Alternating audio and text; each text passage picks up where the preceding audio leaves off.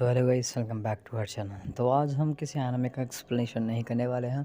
आपने टाइटल देखकर तो समझ ही गए होंगे कि आज हम किस एनिमे के बारे में बात करने जा रहे हैं, और मैंने उसे आपको देखने के लिए मना क्यों किया है ये भी आप इस स्टोरी को जानने के बाद आप समझ जाओगे कि मैं ऐसा क्यों बोल रहा हूँ कि इस एनिमे को आपको नहीं देखना चाहिए। तो आपको पता होगा हम आज मिडोरी के बारे में बात करने वाले हैं। मिडोरी जो एनिमे है वो one of the most horrifying story है जो माइंड को बहुत डिस्टर्ब कर देती है। और आई होप जिसके एग्ज़ाम्स चल रहे हैं तो प्लीज़ इस एनिमे को जाके मत ट्राई मत कीजिएगा प्लीज़। अगर फिर भी आपको इस एनिमे को देखना है तो मैं वीडियो के आगे मैं आपको बताऊंगा मैं कहाँ लिंक प्रोवाइड करने वाला हूँ, वहाँ से जाके आप इस एनिमे को देख सकते हैं अगर आप फिर भी देखना चाहते हैं इस वीडियो को देखने के बाद। तो आइए पहले स्टोरी स्टार्ट कर लेते हैं। तो ये जो एनिमे है वो एक लड़की के ऊपर है जो 12 साल की होती है। उसका नाम मिडोरी होता है। तो ये एनिमे उस लड़की के ऊपर ही बनाई गई है। ये एनिमे को बनाने के बाद बट इस एनिमे को किसी ने अडॉप्ट नहीं किया एनिमे बनाने के लिए। एज अ एनिमेशन के तौर पे किसी ने अडॉप्ट नहीं किया जब मांगस की बन चुकी थी। बट एज अ राइटर जो इनके राइटर थे जिन्होंने इसको लिखा था, मतलब उन्होंने सोचा कि इसका एनिमेशन वो बना के रहेंगे। जब किसी ने उसे अडॉप्ट नहीं किया तो उन्होंने 5 साल लगा दिए इस एनिमे को क्रिएट करने में। उन्होंने 5 साल में इसे बनाया, बट उसे बनाने के बाद भी आज ये एनिमे हर देश में बैन हो रखी है, ऑलमोस्ट इसे हर जगह। बट आप साइट पे इसे चेक कर सकते हैं, मिल जाती है। तो मैं आपको लिंक प्रोवाइड करवा दूँगा, वीडियो को स्किप बिल्कुल मत कीजिएगा। तो इसमें जो स्टोरी में जो लड़की होती है मिडोरी नाम की, ये कहानी उस पर बेस्ड है। हमें स्टोरी के स्टार्टिंग में दिखाया जाता है कि जो अपनी जो ये मेन गर्ल है मिडोरी, वो एक बहुत गरीब घर से होती है।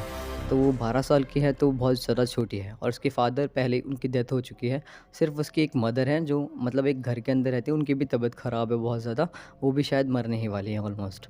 तो ये सब देख के, वो सिचुएशन को देख के वो ज़्यादा परेशान रहती है पूरे घर में, क्योंकि उसका अब कोई रिलेटिव ना कोई और है, मतलब सिर्फ उसकी मॉम के अलावा। तो उसे अब स्कूल पिकनिक के लिए, उसे शायद स्कूल के लिए कहीं जाना होता है, तो उसके पास पैसे नहीं होते हैं। जब वो बाहर जाती है तो उसे एक अंकल मिलते हैं, कोई इंसान मिलता है जो उससे बात करता है, उसकी प्रॉब्लम्स को समझता है, उसे बताता है कि चलो मैं तुम्हारी हेल्प कर दूंगा, कि अगर तुम्हें स्कूल के लिए पिकनिक के लिए जाना है तो मैं तुम्हें कुछ मनी प्रोवाइड कर दूंगा। तो वो बताते हैं कि मेरे घर में मेरी सिर्फ एक मॉम है जिनकी तबीयत ख़राब है, और मेरा कोई और नहीं है यहाँ पे इस जगह में। जैसे वो ये खुशी जो है अपने मॉम को बताने जाती है कि मेरे को मतलब एक अंकल मिले जिन्होंने मेरे को बोला कि वो मनी प्रोवाइड कर देंगे मेरे लिए और मैं पिकनिक पे जा सकती हूँ। तो ये बताने के लिए वो जैसे आती है, उसकी मॉम की डेथ हो चुकी होती है वहाँ पे। जब उसकी मॉम की डेथ हो चुकी होती है तो जैसे ही वो जो मॉम के ऊपर जो कंबल होता है ना, जैसे वो उसे हटाती है, हटाने के बाद जो वो सीन दिखाई देता है ना उसमें, उस सीन देखने के बाद आपकी आँखें खोली की खोली रह जाएंगी। उसकी मोम को नीचे से मतलब चूहे खा रहे होते हैं। अब उस सीन को अगर आप देखेंगे ना उस एनिमे को जाकर, तो आप समझ पाएंगे। अब मैं इसे ऐसे एक्सप्लेन नहीं कर पाऊँगा।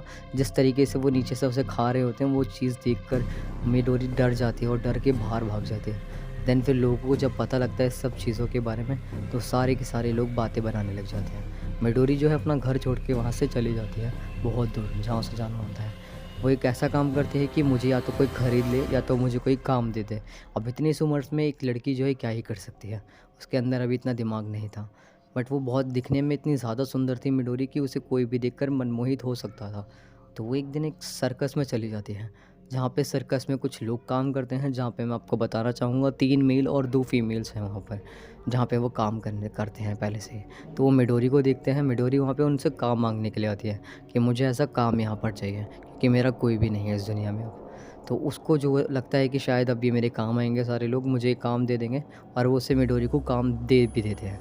बोलते हैं तुम कल से आ जाना, और यहीं तुम्हें अब यहीं रहना होगा, और यहीं पे तुम्हारा खाना पीना होगा। मिडोरी इस बात से खुश हो जाती है कि उसे काम मिल चुका है सर्कस में, और वो सोचती है कि अब मुझे किसी चीज़ की कमी भी नहीं होगी। बट उसे नहीं पता था जहाँ वो आई है वो लोग अच्छे हैं या नहीं, बट वो सच में लोग अच्छे नहीं होते हैं। तो सारे के सारे जब मिडोरी वापस घर जा रही होती है तो उसे अचानक से रोक लेते हैं, और उनमें से जो फीमेल होती है वो उसके हाथ पीछे से पकड़ लेती है। देन मैं आपको बताना चाहूँगा, यहाँ जो ये 5 लोग हैं ये नॉर्मल लोग नहीं हैं। मैं इनमें से एक जो इंसान है उसके हाथ और पैर दोनों नहीं है, सिर्फ ऊपर का उसका धड़ है सर के साथ, बाकी वो रेंग के चलता है। बाकी जो दूसरा इंसान है उसके हाथ नहीं है, बाकी उसका पूरा शरीर है। तीसरा इंसान जो है वो पूरी बॉडी उसकी है, बट वो हट्टा कट्टा है। देन फिर जब वो मिडोरी जब वहाँ से जा रही होती है, तो अचानक से जो वो लड़का होता है जिसके हाथ पैर नहीं होते हैं, वो रेंगता हुआ मिडोरी के नीचे घुस जाता है। मतलब उसके स्कर्ट के नीचे। और वो जो करता है उसके बाद मतलब वहाँ पे उस टाइम पे मिडोरी के साथ जो होता है वो देख कर आप सारे के सारे मतलब आँखें आपकी गूज़बम्प मतलब आप डर जाओगे उस चीज़ को देख के। उस टाइम 12 साल की एक बच्ची के साथ इतना गंदा मतलब सीन किया जाता है, वो सारे मिल के उसके साथ मतलब आप समझ गए होंगे मैं क्या कहना चाहता हूँ, वो क्या करते हैं। तो ये सब होने के बाद मिडोरी जो है ये सोचने लग जाती है कि मैं ज़िंदा क्यों हूँ? मतलब मैंने अपने आप को खुद को मार क्यों नहीं लिया, अगर मेरे साथ ऐसा ही होना था। तो उस दिन के बाद से ये जब वो वहाँ रहने लगी तो ये सारी चीज़ें उसके लिए मतलब नॉर्मल सी हो गई। उसको रोज़ बुली करने जाने लगा, मतलब रोज़ उसे बुली करना, रोज़ उसके साथ गंदी हरकतें करना। ये सारे के सारे लोग उसकी मतलब यूज़ कर रहे थे एक तरीके से। उसको वहाँ काम भी दे रहे थे बट उसको एज़ अ यूज़ भी कर रहे थे। और मिडोरी ये सब देखने के बाद मतलब खुश नहीं थी कि मैं अब कहाँ आ गई हूँ। मिडोरी का मन तो ये था कि मैं नॉर्मल बच्चों के जैसे स्कूल जाऊँ, नॉर्मल फ्रेंड्स बनाऊँ, उनके साथ एंजॉय करूँ, बट ऐसा उसका कुछ भी नहीं था लाइफ मतलब उसकी जो एक लाइफ थी वो अब उनके लिए बन गई थी एक तरीके से। उसकी लाइफ अब उसके लिए नहीं थी बिल्कुल भी। तो उसको जो काम करना था वो उसका अब वहीं रहना था, उसका कोई और घर भी नहीं था। तो जो लोग थे अब सब कुछ वो उसके लिए थे, मतलब उसके अलावा उसकी दुनिया में अब कोई भी नहीं है। तो ये सब चीज़ें जो चल रही होती हैं डेली वाइज़ चीज़ें, वो सारी की सारी मतलब दिन मतलब गुज़रते जाते हैं और सर्कस का काम अच्छा चल रहा होता है। तो सर्कस का काम अच्छा चल रहा होता है तो एक दिन एक लेटर आता है कि उनके वहाँ पे सर्कस में किसी मैजिशियन को जॉइन करना चाहता है। तो एज़ अ जॉइन करने के लिए वो सर्कस मतलब बहुत दूर से एक इंसान आता है जो एक बॉटल के अंदर आता है, वो मैजिशियन होता है। वो रियल लाइफ मैजिशियन होता है, वो उनके सर्कस को जॉइन करने के लिए आता है। वहाँ पर आकर वो बॉटल से बाहर निकलता है और जैसे वो बॉटल से बाहर निकलता है तो लोगों को दिख समझ आता है कि इसे अच्छा मैजिक आता है। उसके लिए मिडोरी ताली बजाती है और मिडोरी को ये नहीं पता था कि ये जो इंसान है वो इन सब से भी ज़्यादा बुरा है। मिडोरी को ये बात नहीं पता थी, बट जब वो वहाँ आता है वहाँ पे तो वो सबसे पहले मिडोरी का हाथ पकड़ता है और उसको जादू करके दिखाता है, फिर उसके हाथ पर किस कर देता है। ये करने के बाद उन दोनों की थोड़ी स्टोरी स्टार्ट हो जाती है। अभी तक जो लोग वहाँ पे उसके साथ उसे बुली कर रहे थे या परेशान कर रहे थे, वो सारे लोग थोड़ा कम कर देते हैं इस मैजिशियन के आने के बाद। क्योंकि मैजिशियन के आने के बाद जो सारे ऑडियंस थी जो शोज़ को देखने आती थी सर्कस को, उन्हें ज़्यादा पसंद आने लगा एज़ अ वो जो मैजिशियन था। मैजिशियन जो है वो मतलब मैजिशियन जो है वो मिडोरी को देख के उसे प्यार हो जाता है, क्योंकि मिडोरी एक 12 साल की लड़की है। कहाँ वो लड़का जो था वो 30 साल से ऊपर का था, लगभग 35 साल का। उससे मिडोरी से प्यार हो जाता है और मिडोरी भी ऐसा सोचती है, उसको भी उसका अंदर से उसके लिए फीलिंग आती है और वो उससे मतलब प्यार कर बैठती है। तो जब वो बताती है कि मैं एक जब वो प्यार उनका चलता रहता है तो वो बताती है प्यार करते करते कि मैं वर्जिन नहीं हूँ, मैं तुम्हें पहले ही बता दूँ। तो ये सब चीज़ों को बताने के बाद भी वो एक दूसरे से बहुत अच्छे से प्यार करते हैं और मिडोरी को लगता है कि अब वो शायद पूरी तरीके से सेफ़ है, उसको अब कुछ नहीं होगा और उसका हस्बैंड जो है उसे बचा लेगा, मतलब आगे जाके ये शादी कर लेता है। अभी जब भी कुछ मतलब हरकतें होती हैं इसके साथ यहाँ पे, तो उसका हस्बैंड उस सबको रोक लेता था, क्योंकि वो इन सबसे ज़्यादा ताकतवर है। वो एक ऐसा मैजिशियन है जो अपनी आपके पूरे ब्रेन को कंट्रोल कर सकता है और हर किसी की बॉडी की शेप्स को बदल सकता है और किसी को भी ईज़िली जान से मार सकता है। तो ये सारी चीज़ें जब मतलब पता चलती हैं तो वो सारे लोग डरना शुरू कर देते हैं। तो जब भी मैजिशियन नहीं होता था तो वो फ़ायदा उठाते थे मिडोरी का और उसके साथ गलत हरकतें करते थे, या तो उसे मारते थे या बुली करते थे। तो मैजिशियन को जब पता लगता था वो उनको अच्छे से सबक सिखाता था। तो एक दिन ऐसा होता है कि मिडोरी को जो है पपीज़ मिल जाते हैं, मतलब तो वो उन पपीज़ के साथ खेलती है जाकर एक टेंपल के पास। उसे वो रोज़ जाती है सर्कस के बाहर, जब भी वो फ्री होती है तो उसे पपीज़ मिलते हैं, उनको रोज़ जाके खाना खिलाना होता है। तो एक दिन उसका जो दूसरी फीमेल थी वो उसका पीछा कर रही होती है कि मिडोरी यहाँ पर क्यों आती है। तो मिडोरी के पीछे जब वो कर रहे होते हैं तो पता लगता है कि यहाँ 3 पपी हैं। तो जैसे ही वहाँ से मिडोरी उन्हें खाना देकर चली जाती है, वैसे ही वो एक लेडी आती है जो उनके सर्कस में जॉइन थी। वो उन तीनों पपीज़ को पकड़ के नीचे क्रश कर देती है। आई होप आप सब लोग समझ रहे होंगे मैं क्या बोलना चाह रहा हूँ। उसको वो क्रश कर देती है, मतलब पैर के नीचे कुचल देना। उसके जो सारे बॉडी ऑर्गन्स हैं वो सारे बाहर दिखते हैं और ये सारे सीन इतने ऑकवर्ड और इतने बेकार दिखाए गए हैं कि आप इनको देख के आपका दिमाग सच्ची में ख़राब हो जाएगा। तो इस सीन के बाद जब वो वो ब्रेक कर देता है, तो वो जब उसको मतलब क्रश कर देता है वो लेडी जो है, और उनको वो जो उनका मीट होती है ना डॉग का, वो घर आकर बना लेती है। तो जब उनको पता लगता है कि ये मीट कहाँ से लेकर आई, तो बोलती है डॉग का मीट है।